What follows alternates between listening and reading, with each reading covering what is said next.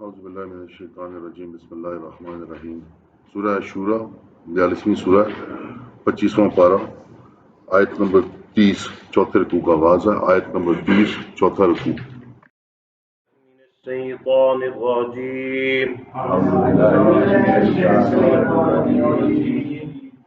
اللہ الرحمن الرحیم وما أصابكم من مصيبة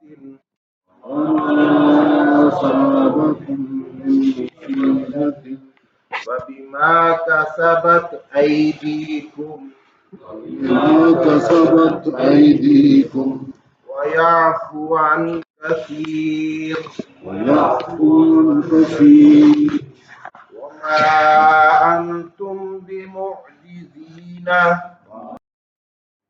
اعوذ باللہ من الشیطان الرجیم بسم اللہ الرحمن الرحیم اشہد ان لا الہ الا اللہ واشہد ان محمدا عبدہ ورسولہ.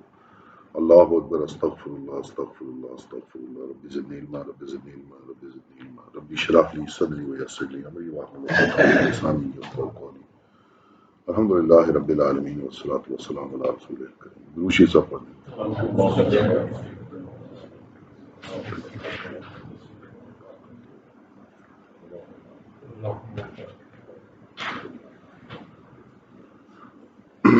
سورہ شورا چوتھے رکوع کا ہم نے آغاز کیا.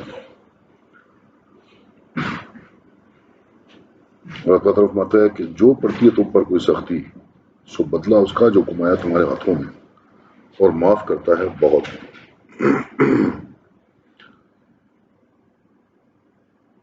کہ جو کچھ بھی آپ کر رہے ہیں، جو کچھ بھی آپ کے اپنے عمل ہیں، اس کی وجہ سے آپ کو مصیبت پڑتی ہے، اور اللہ اس کے اندر بھی بہت کچھ معاف کر رہا ہوتا ہے کہ جو آپ کے عمل ہیں اس کے مطابق مصیبت آپ کو بہت بڑی آجنی چاہیے، لیکن اللہ تبارک و تعالیٰ اس وقت بھی بہت سارے گناہ آپ کے معاف کر رہا ہوتا ہے، بہت ساری چیزیں جو ہے وہ معاف کر رہا ہوتا ہے.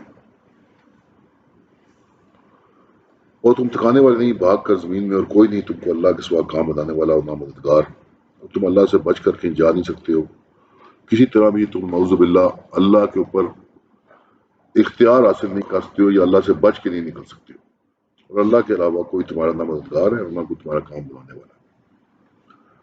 اور پھر اللہ تعالیٰ نے نشانیاں بتائیں، اور ایک نشانی ہے چلتے جہاز دریا میں جیسے پہاڑ، اگر چاہے تھام دے باؤ پھر رہ جامے سارا دن پڑے اس کی پیٹھ پر، مقرر اس میں پتے ہیں ہر ٹھہرنے والے کو جو حق مانے. کہ یہ جہاز جو ہیں آپ دیکھتے ہیں کہ کس طرح تیر رہے ہیں، کس طرح پار ہوئے ہیں سمندروں کے اوپر، اور اگر اللہ ہوا روک دے، ہوا ہر معنی میں، ہوا کے معنی میں بھی ہے، اسٹیم کے معنی میں بھی ہے، سب چیزیں جو ہوا کی تو اللہ تعالیٰ فرمایا کہ پھر آپ دیکھتے رہ جائیں. یا تباہ کر دیں ان کو لوگوں کی کمائی سے، اور معاف بھی کرے بہت سو کو. کہ اللہ تعالیٰ انہی جہازوں کو ڈبو دے گا انسانوں کی کمائی کی وجہ سے، ان کے گناہوں کی وجہ سے، ان کے عملوں کی وجہ سے، اور بہتوں کو بھی معاف کرتا ہے. اور جان لے میں جو جھگڑتے ہیں ہماری قدرتوں میں کہ نہیں ان کو بھاگنے کی جگہ. سو جو ملا ہے تم کو کچھ چیز ہے سو برتنا ہے دنیا کی جیتے، اور جو اللہ کے ہاں ہے بہتر ہے، اور رہنے والا واسطے ایمان والوں کے جو اپنے رب پر بھروسہ رکھتے ہیں.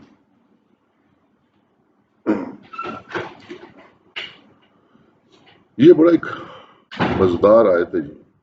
اگر اس کو آپ انٹرنلائز کر سکیں اس آیت کو، ویسے تو مضمون جگہ جگہ قرآن کے اندر ہے، لیکن اس کو اگر ہم انٹرنلائز کر لیں تو یہ بہت ساری ہماری زندگی کے معاملات کو تبدیل کر دے گی. اللہ تعالیٰ فرماتا ہے سو جو ملا ہے تم کو کچھ چیز ہے سو برتنا ہے دنیا کے جیتے، اور جو اللہ کے ہاں ہے بہتر ہے، اور رہنے والا واسطے ایمان والوں کے جو اپنے رب پر بھروسہ رکھتے ہیں. جب بھی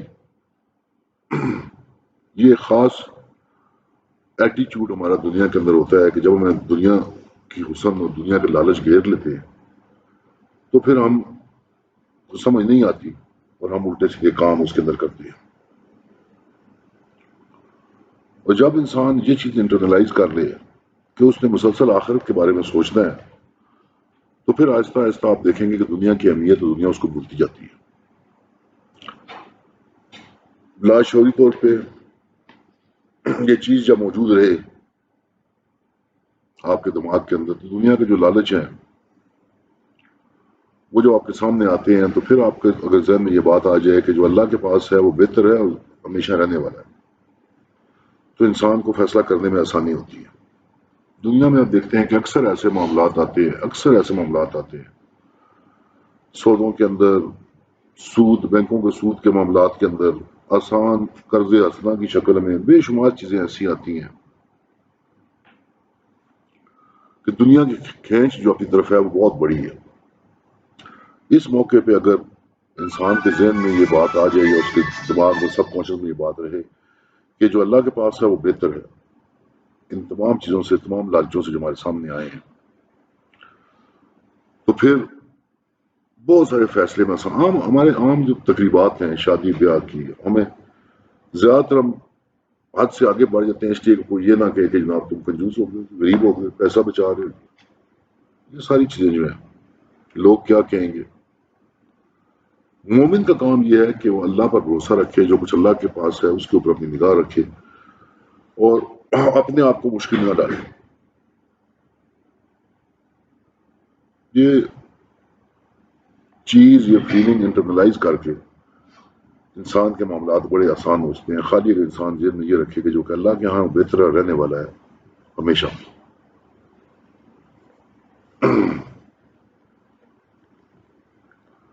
یہ چند ایک نشانیاں انفرادی اور اجتماعی زندگی کے اللہ تبارک تعالیٰ سامنے کر رہا ہے۔ میں نے آپ سے کہا کہ یہ صورت اجتماعی زندگی کے اوپر صورت ہے۔ تو ایک تو یہ دنیا کے لالچ سے وہ بچتے ہیں، یہ ذہن کے اندر رہتا ہے ان کے کہ اللہ کے پاس جو چیز ہے وہ بہتر ہے اور ہمیشہ رہنے والی ہے، اور جو بچتے ہیں بڑے گناہوں سے اور بے حیائی سے، اور جب غصہ آوے وہ معاف کرتے ہیں۔ یہ بات بڑی غور طلب ہے۔ والذین یجتنبون کبائر الاسم، کبائر الاسم بڑے بڑے گناہ۔ اب کیا بڑے گناہوں میں زنا اور زنا جیسی چیزیں نہیں آتی؟ اس کو ابھی اللہ نے کہا والفواحش، اس کو دوبارہ فاشی کو علیحدہ کیا،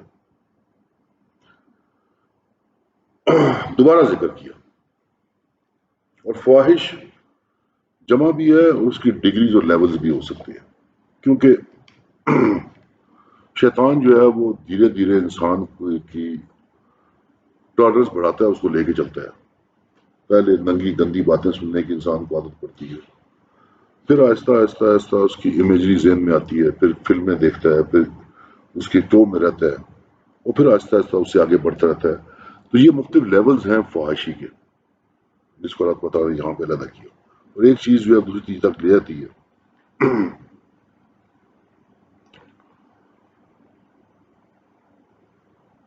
لہذا پہلے بھی ہم نے تو ذکر کر چکے ہیں کہ سینس آف پروپورشن جو ہے کہ انسان مسلمان کی سینس آف پرائرٹیز اور سینس آف پروپورشن وہ ٹھیک ہونی بڑی ضروری ہے۔ اللہ تعالیٰ فرماتا ہے کہ یہ اجتناب کرتے ہیں بڑے گناہوں سے اور فحاشی کاموں سے، اور جب غصہ آتا ہے تو معاف کرتے ہیں۔ اور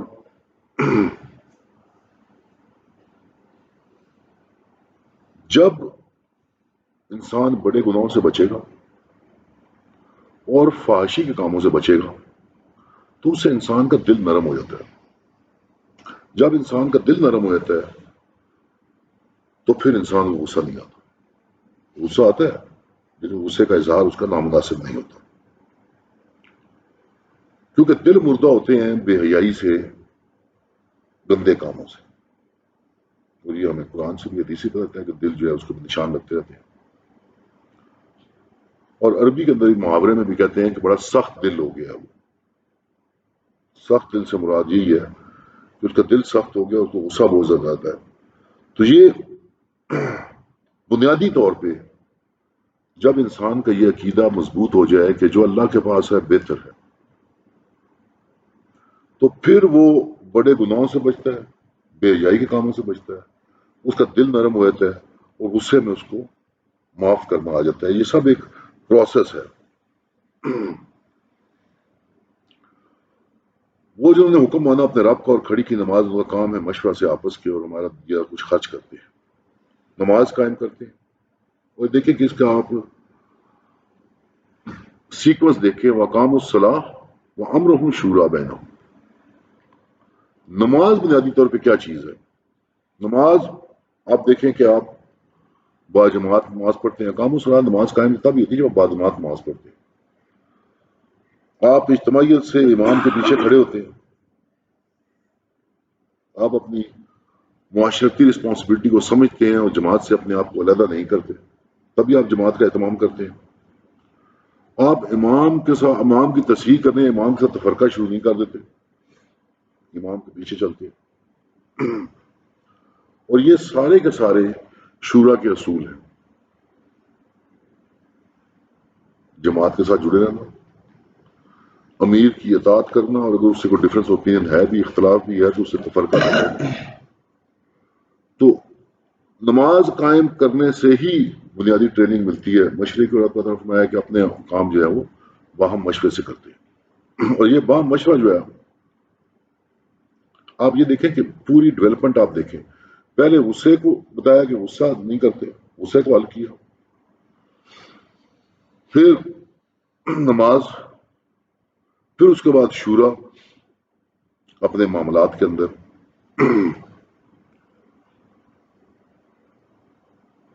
ان کے معاملات مسلمانوں کے مومنوں کے ہوتے کیا ہونے کیا چاہیے اجتماعی، کہ اللہ نے ہم سب کو ایک مشن دے کر دنیا میں بھیجا ہے، ایک خاص کام دے کر دنیا میں بھیجا ہے۔ خود بھی اسلام پر قائم رہو اور اس کے لیے مشاورت کرو، اور لوگوں کو بھی سکھاؤ اور بتاؤ۔ ہر چھوٹے بڑے کام میں مشورے سے کام لیتے ہیں یہ۔ اور حضور صلی اللہ علیہ وسلم سے زیادہ اہل تو کوئی بھی نہیں تھا دنیاوی معاملات کو ڈیل کرنے کے لیے، لیکن آپ جانتے ہیں سورہ ال عمران میں اللہ تعالیٰ نبی رسول اللہ صلی اللہ علیہ وسلم ان سے آپ مشورے دیتا لایا کرے۔ یہ سب ایک اجتماعی لیول کے اوپر ساری چیز جو ہے، اس آپ جو میں نے آپ سے کہا کہ یہ جماعت، یہ صورت جو ہے، یہ مسلمانوں کی اجتماعی زندگی کے بارے میں گائیڈنس اس کے اندر بہت زیادہ ہے۔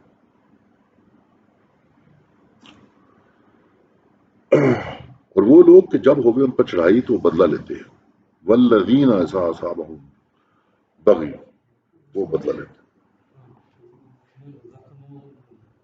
جی، جو کچھ ہم نے انہیں دیا ہے اس میں سے خرچ کرتے ہیں، اجتماعیت کے لیے، اللہ کی رضامندی کے لیے، جماعت کو مضبوط کرنے کے لیے اس چیزوں کو آگے خرچ کرتے ہیں، مطلب پیسے کے معاملے میں تھوڑے ڈلے نہیں ہوتے، اور جب ان پر چڑھائی ہوتی ہے تو بدلہ لیتے ہیں۔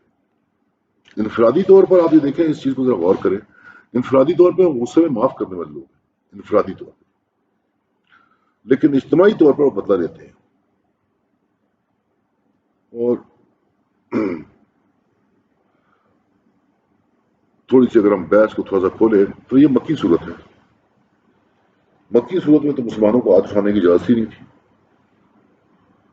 مسلمانوں کو تو ریٹیلیٹ کرنے کی اجازت اس وقت ملی جب کہ ان کا اپنا ایک آپ یہ کہہ لیں کہ ایک جغرافیہ، ایک مدینہ کی ریاست کی شکل و خال سامنے آئے، اس کے بعد جب ان کا لا اینڈ آرڈر ان کا نافذ ہو گیا اور ان کے آپ یہ کہہ لیں کہ سزائیں نافذ ہو گئیں، تب اس کے بعد اجازت ملی مسلمانوں کو۔ لیکن سب میں نے کہا کہ یہ مسلمانوں کی اجتماعی زندگی کی تعمیر کی بات ہو رہی ہے، انفرادی یا گروپ لیول پر وائلنس کی اجازت نہیں دی جا رہی۔ یہ جو ہے اگر آپ انفرادی طور پہ کریں گے یا گروپ کے طور پہ کریں تو آپ لوگ کرمنل بن جائیں گے، مجرم بن جائیں گے۔ پہلے بھی ہم اس کو بہت تفصیل بات کر چکے ہیں پہلے کہ اسلام کے اندر کون سی وائلنس کی اجازت ہے۔ تو انفرادی طور پہ خالی آپ کو حفاظت، اپنی حفاظت، ڈیفینس کی اجازت ہے۔ اوفینس جو ہے یا ریٹیلیشن جو ہے وہ اسٹیٹ کا کام ہے، وہ حکومت کا کام ہے، وہ اجتماعیت کا کام ہے، وہ حکومت فیصلہ کرے، کبھی بھی انفرادی نہیں ہو سکتا ہے۔ اگر آپ کسی گروپ کو اجازت دے دیں گے اس چیز کی تو وہ بھی انارکی کا باعث بنے گا، معاشرے کے اندر جو ہے وہ فتنے کا باعث بنے گا۔ مسلمانوں نے کبھی بھی انفرادی سطح پر یا گروہ لیول پر کبھی بھی ریٹیلیٹ نہیں کیا، ہمیشہ یہ کام جو ہے یہ رہا ہے ریاستوں کے ذمہ۔ ہاں، نان وائلنٹ جو پروٹیسٹ ہیں وہ مسلمانوں کی تاریخ بھری پڑی ہے اس چیز سے۔ اور دنیا کے اندر بھی ہم نے دیکھا ہے نان وائلنٹ جو طریقے تھیں وہ بڑی کامیابی بڑی متاثر ہوئی. وہ برائی کا بدلہ برائی ویسی ہے. پھر جو کوئی معاف کرے اور سنوارے سو اس کا ثواب ہے اللہ کے ذمہ. بے شک وہ خوش نہیں آتے گناہ گار کے. حق تو ہے ان کے پاس بدلہ لینے کا اختیار تو ہے، لیکن اگر اس کو معاف کر دیں گے تو اس کا اجر اللہ کے پاس ہے. اور اجر اللہ کے پاس سے مراد عموماً جو ہے قرآن کے اندر وہ جنت لیا تھا. تو اللہ تعالیٰ فرمایا کہ اس کے پاس اختیار ہے، لیکن اگر وہ معاف کرتا ہے تو اس کا اجر جو ہے وہ اللہ تبارک تعالیٰ کے پاس ہے، یعنی کہ جنتیں ہیں. اور جو حد سے بڑھ جائے گا تو وہ ظاہر ہے خود مجرم ہو جائے گا. اور جو کوئی بدلہ لے اپنے ظلم پر سو ان پر بھی نہیں لانا. اور کو اپنے ظلم کا اگر بدلہ لیتا ہے جتنا اس پہ ظلم ہوا ہے اتنا ہی اس سے بدلہ لیتا ہے، اس سے حد سے آگے نہیں بڑھتا تو اس پہ کوئی گلا نہیں ہے. لعنت ان پر ہے جو ظلم کرتے ہیں لوگوں پر اور دھوم اٹھاتے ہیں ملک میں ناحق. ان لوگوں کو ہے دکھ کی مار. اصل میں تو الزام ان لوگوں پہ ہے.